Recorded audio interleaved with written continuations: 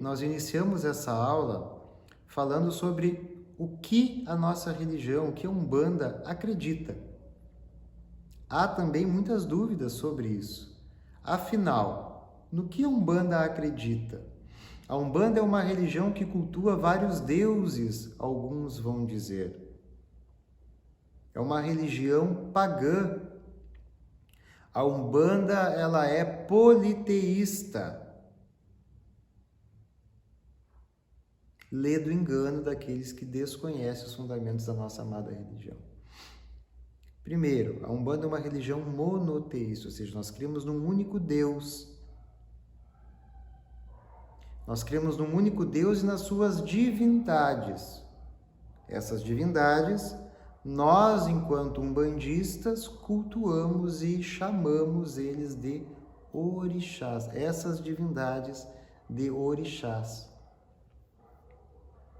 Divindades essas que eu recomendo aqui o livro Orixás na Umbanda, Deus, Anjos e Divindades, de Alexandre Comino, onde ele explica e mostra que as divindades que hoje nós cultuamos na Umbanda, que há 5.000 anos atrás o africano começa a cultuar chamando de orixá, essas mesmas divindades já foram cultuadas por outros povos de uma forma diferente e com um nome diferente. Se nós pegarmos a nossa mãe Oxum, mãe do amor, ela já foi cultuada como Kuanin, como Lakshmi, como Afrodite e tantas outras divindades em outras culturas, em outros tempos. Deus não cria novas divindades para novas religiões. As divindades se adaptam à forma de culto das religiões que a cultuam, que trabalham com os seus mistérios. Então nós acreditamos em Deus, um único Criador, que para nós é Olorum ou Olodumare, que em Yorubá quer dizer o Senhor dos nossos destinos. Lembrando que em Yorubá não existe tradução literal para as palavras, porque as palavras em Yorubá, elas têm sentido. Então a mesma palavra, dependendo do contexto e das palavras que estão antes e depois, ela muda o seu sentido. O inglês é assim, né? Eu não falo inglês, mas eu sei que algumas palavras em inglês, de acordo com a correlação das outras palavras, ela muda o sentido. O Yorubá também. O Yorubá é uma língua bem pobre. Então, há sentido nas palavras. O nosso português, ele é muito lindo e complexo. É uma língua riquíssima. Poderia até ser mais simples, né? Porque essas mudanças ortográficas aí deixam a gente perdido. Mas, enfim, Olodumare, Olorum, dentre tantas traduções, quer dizer na maioria, ou o sentido é o Senhor dos nossos destinos. E as suas divindades, que nós chamamos de orixás, são tronos, não são deuses, não são semideuses, são divindades. Eu sempre dou o exemplo, para uma compreensão fácil, do polvo. Né? Todo mundo conhece o polvo, né? Ele não sei se ele é um molusco, o que ele é, que vive na água, né? Então o polvo tem aquela cabeça grande, que ali nós podemos simbolizar Deus, o mental divino. E os tentáculos. Esses tentáculos nós podemos chamar de orixás. Não se desassocia os tentáculos do polvo, é uma coisa só. Porém, os tentáculos é que caminham, é que andam, é que nadam. E eles têm vários, vórticezinhos, buraquinhos, né, que nós podemos dizer que as irradiações divinas, que é o que acontece com os orixás. Então, Deus e os orixás são indissociáveis. O que são os orixás? A manifestação de Deus. Quem é Oxalá? Oxalá é a manifestação da fé do Criador. Quem é Oxum? é a manifestação do amor divino. Quem é Oxóssi é manifestador do conhecimento divino. Quem é Xangô é a manifestação da justiça divina. Quem é Ogum é a manifestação da lei divina. Quem é Iemanjá é a manifestação da vida.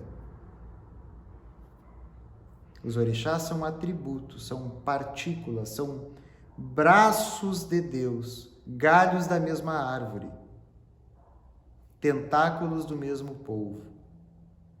São manifestações divinas da criação e sustentadores da criação. Então nós cremos em Deus, nos orixás, e cremos nos guias espirituais. Quem são esses guias espirituais? São homens e mulheres, espíritos humanos, assim como eu e como vocês, que viveram na Terra, erraram, acertaram, até que chegaram em um padrão vibratório que não precisavam mais reencarnar. E aí do astral, seja ele inferior ou superior, vem nos auxiliar, porque nós estamos atrás deles. Deus, orixás, guias espirituais.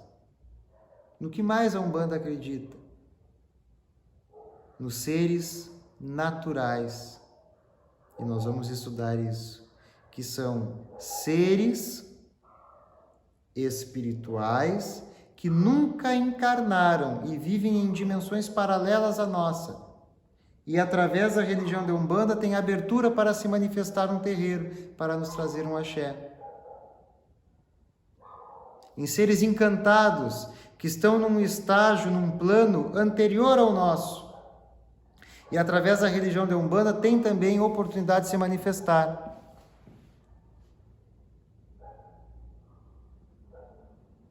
A Umbanda, ela acredita nas forças da natureza. Nós somos religião natural e não mental, mentalista.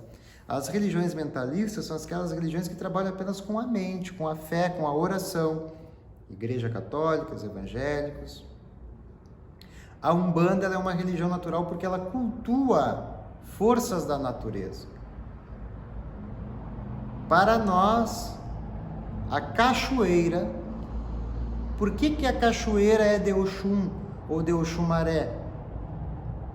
Porque ali existem vórtices energéticos que ligam o plano físico às dimensões minerais de Mãe Oxum e de Pai Oxumaré. Por que a pedreira é de Xangô? Porque as pedras são de Xangô? Quem de vocês tem esse conceito? Que as pedras são de Xangô? Se eu disser para vocês que as pedras não são de Xangô, nossa, mas tem ponto falando que as pedras são de Xangô. Quem rola a pedra na pedreira é Xangô. Pedra rolou Pai Xangô lá na pedreira. Afirma ponto meu pai na cachoeira. As pedras não são de Xangô. E lá na aula de Xangô, lá adiante, eu vou explicar o porquê. Mas a pedreira é um ponto de força de Xangô, porque lá encontram-se portais, vórtices energéticos, passagens para as dimensões de Pai Xangô. E assim todos os pontos de força. Então nós cultuamos a natureza, porque a natureza é a manifestação das divindades do Criador. A natureza é a manifestação das divindades do Criador. E quando vocês começarem a ler as literaturas, principalmente romanceadas do Mestre Rubens, vocês vão ver a grandiosidade do plano espiritual. O que nós temos de visão de plano espiritual anterior à literatura de Rubens Saraceni é aquilo que o Espiritismo nos mostrava, o livro Nosso Lar do Chico Xavier, né? Outros livros que foram Violetas na Janela, que são livros famosos. É uma parte, meus irmãos. É uma visão espírita, e o espírita, ele entende que tudo é ou se tornará espírito. Na Umbanda, nós temos uma outra visão sobre o mundo espiritual. Nem tudo é espírito e nem tudo encarnará. Nem toda a criação divina vai passar pela matéria. Nem todas as criaturas criadas por Deus irão encarnar. Existem seres que desenvolvem a sua evolução em dimensões paralelas à nossa e nunca vão encarnar. E eles seguem um outro caminho evolutivo. Então nós temos que ser umbandistas com cabeça de umbandista. Porque se eu for um umbandista com cabeça de católico, eu vou ter problema. Se eu for um umbandista com cabeça de candomblessista, eu vou ter problema. Se eu for um umbandista com cabeça de espírita, eu vou ter problema. Porque são doutrinas, visões diferentes de mundo. Como que eu vou explicar a incorporação do caboclo e o uso do tabaco, do cachimbo, da vela, da erva, da pemba, do ponto riscado, com uma visão de espiritismo, que não incorpora caboclo, que não usa erva, que não usa pemba, que não usa símbolo, que não usa fumo? A literatura de Kardec diz que o espírito para incorporar não precisa de elemento. Verdade.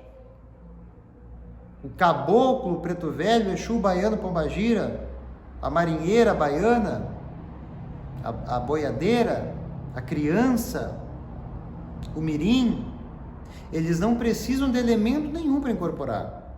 Se eu aqui, dentro do terreiro, dentro do Templo Escola de Umbanda Ogum Megê, eu me concentrar aqui como estou, sentado em uma cadeira, e evocar a presença de um guia meu, e ele, digamos assim, estiver por perto, ele vai incorporar, não precisa de nada. Só da minha fé, não precisa de toque de tambor, não precisa de canto, de vela, de nada. Então é uma verdade, o espírito para se manifestar ele não precisa de elemento. Mas para ele trabalhar magisticamente, sim. Porque os elementos são condutores e agregadores e condensadores da energia divina. São portais, uma erva é um portal para uma dimensão vegetal. Um copo de água é um portal para uma dimensão aquática. Uma pedra é um portal para uma dimensão mineral. E assim sucessivamente. O fogo da vela é um portal para uma dimensão ígnea. A terra é um portal para uma dimensão telúrica. O cristal translúcido é o portal para uma dimensão cristalina.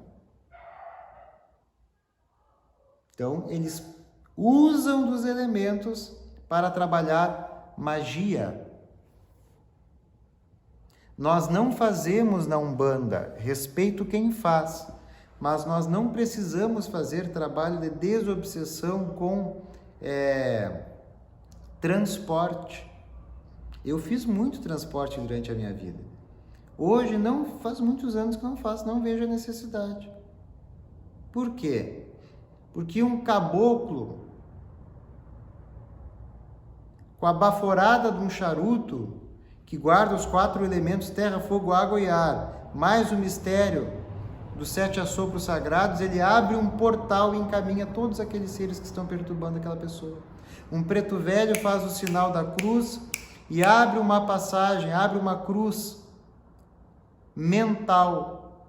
E naquele portal é sugado todos os espíritos negativos que estão atormentando aquela pessoa, que podem vir a se reaproximar por uma questão de afinidade vibratória. Mas é magia, magia de Umbanda, magia de terreiro. Nós temos uma série no Instagram, #magia de terreiro, né? Se vocês não seguem as nossas redes sociais, sigam, né? Nós temos uma conta no YouTube, Templo Escola Ogum Megê, nós temos uma conta no Instagram, Templo Escola Ogum Megê, e nós temos uma conta, uma fanpage no Facebook, Templo Escola de Umbanda, Ogum Megê e Yansan do Balé, onde tem muito conteúdo para vocês agregarem a isso que estão fazendo aqui comigo, que é a teologia. Nós temos uma série chamada Magia de Terreiro, aonde eu estou gravando ainda vários vídeos ensinando procedimentos mágicos religiosos simples que qualquer pessoa pode fazer, com elementos de Umbanda. Simples assim. No que mais a Umbanda acredita? A Umbanda se utiliza do sincretismo. Muitos terreiros ainda se utilizam do sincretismo. O que eu disse numa aula anterior que eu não acho mais necessário. Mas muitos terreiros ainda usam. O que é o sincretismo? Todas as religiões são sincréticas. É pegar um elemento de uma religião e colocar um novo olhar. O sincretismo ele começa com o negro africano sendo escravizado e trazido para o Brasil. O sincretismo não é algo para ser venerado como, ó, que lindo! Porque o sincretismo foi a única maneira que o negro escravizado, porque não tem negro escravo, tem negro escravizado, foi obrigado a fazer para poder cultuar os seus orixás. Porque quando ele chegava aqui no Brasil, ele era batizado com o nome de branco, por isso João, Antônio, Maria, Joana, Joaquim, e era obrigado a cultuar Jesus Cristo e os santos católicos. Ele não podia mais cultuar a sua religião. Poucos senhores de engenho é que permitiam que eles assim o fizessem. E aí o que o negro fez? Ele via lá o padre rezar a missa em latim, gente, ainda. Muitas vezes. Não entendia nada. Mas via lá falar num tal de Jesus Cristo, que lá na África não era tão importante como é para nós. E aí ele olhou para aquela imagem de Jesus Cristo e disse assim, pois é, mas esse Jesus Cristo do homem branco, ele é bem parecido com o nosso Oxalá. Então o que nós vamos fazer? Nós vamos enganar o homem branco. Nós vamos pedir uma imagem de Jesus Cristo para botar na senzala e por dentro daquela imagem de gesso, nós vamos colocar o nosso Otá, a pedra fundamental de Oxalá. E vamos falar em Jesus Cristo rezando para Oxalá. Nós vamos cantar para Jesus Cristo rezando para Oxalá. Olha só. Nossa Senhora incensou a Jesus Cristo, e Jesus Cristo incensou aos filhos seus. Eu incenso esta casa, na fé de Oxóssi, Ogum e Oxalá. Os pontos se cruzam. Quem está de ronda é São Jorge, deixa São Jorge rondar. São Jorge é guerreiro que vence e demanda na terra e no mar. Os pontos se cruzam. O negro africano olhou para a imagem de Nossa Senhora e disse, olha, é muito parecido com a nossa Oxum. E aí o que ele fez? Cantava para Nossa Senhora, rezando para Oxum. E assim todos os outros orixás, sincretizados com todos os santos. Mas isso foi algo que foi a única maneira que eles encontraram. Nós podemos dizer que o sincretismo, ele foi gerado a partir de um estupro. Os negros, as negras africanas foram estuprados na sua fé. E tiveram que encontrar um meio de não perdê-la, porque era o único motivo de seguirem vivos. Porque eu pergunto a cada um de vocês, meus irmãos, qual é o tamanho da sua fé? Qual é o tamanho da tua fé, meu irmão, minha irmã? A tua fé é aquela que na primeira dificuldade tu abandona a religião? No primeiro problema tu deixa de acreditar nos orixás? Na primeira discussão do terreiro tu abre a porta e vai embora? Ou a tua fé é a mesma fé dos negros que trabalhavam como animais, eram comercializados como gado, apanhavam no tronco por qualquer motivo, muitas vezes pelo bel prazer do capitão do mato. E o único motivo para não cometerem um suicídio era a fé, era a crença nas suas divindades. Qual é o tamanho da tua fé, meu irmão, minha irmã, que está me assistindo nesse momento? Fica aqui essa reflexão e até o próximo bloco. Já voltamos.